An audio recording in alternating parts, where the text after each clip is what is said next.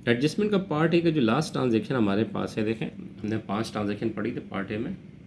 Accrued expense, accrued income, depreciation expense, bad debt expense, merchandise inventory, ये 5 transaction आपकी simple transaction कराती है part A. इसी की लास्ट जो आज हम पढ़ लें मर्चेंडाइज इन्वेंट्री। मर्चेंडाइज इन्वेंट्री क्या होती है हम शुरू में डिस्कस कर चुके थे, यानी सामान तिजारत जो आपने ख़रीदा था। जब आपने ख़रीदा तो क्या लिखा था, परचेज, ठीक। जब आपने सेल किया तो क्या लिखा था, सेल। अब उसमें से जो आपके पास बच गया तो उसका क्या कहते हैं, मर्चेंडाइज इन्वेंट्री एंडिंग। ये किसकी एंट्री पास होती है, मर्चेंडाइज इन्वेंट्री एंडिंग।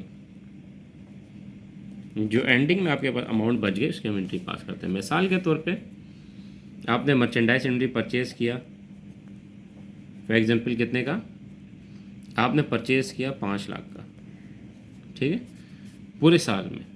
उसमें से सेल कर दिया आपने 4 लाख का, ये 4 लाख का आपने सेल कर दिया।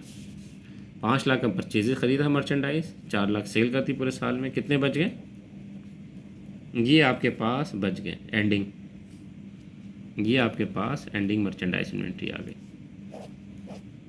ये जो एंडिंग आ गई आपने इसकी एंट्री पास कर देनी है, ठीक है। Merchandise inventory debit income summary credit,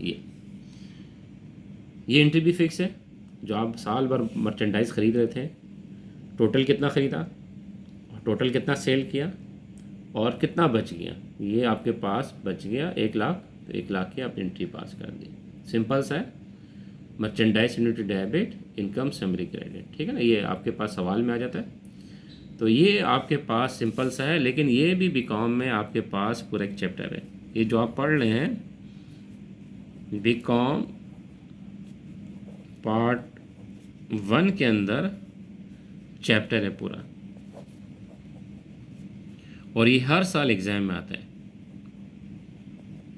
every year exam में, हर साल एग्ज़ाम में आता है बीकॉम पार्ट 1 का, आप अंदाज़ा लगा लें। ये एक पूरा चैप्टर है, पूरा एक सिस्टम है, ठीक है। बीकॉम पार्ट 1 में हर साल एग्ज़ाम में आता है, पूरा एक चैप्टर है। आपके पास फिर सिंपल सी एक एंट्री दी गई है, merchandise inventory debit income summary credit. ये आपने याद करना है बस। ये 5 ट्रांजेक्शन मैंने आपको करा दी एडजस्टमेंट की, सिंपल सी। ये 5 ट्रांजेक्शन आप याद कर लें। इस 5 ट्रांजेक्शन को इसी तरह आप रिकॉर्ड करेंगे जिस तरह मैंने बताया है, और पेपर में भी इसी तरह आता है। पेपर में मैं आप इसकी एंट्रियाँ करने के बाद अब हम उसको डिस्कस करेंगे पेपर में किस तरह आता है।